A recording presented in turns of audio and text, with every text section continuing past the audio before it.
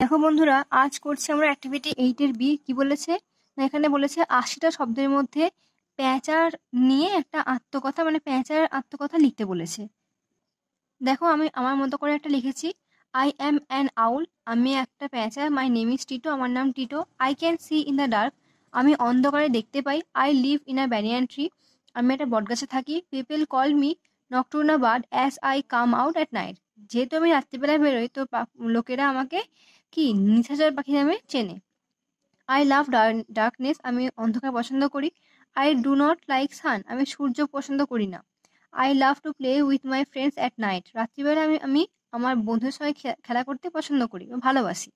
I come out at night when everyone is asleep, যখন সবাই ঘুমোয় তখনই আমি বেরোই।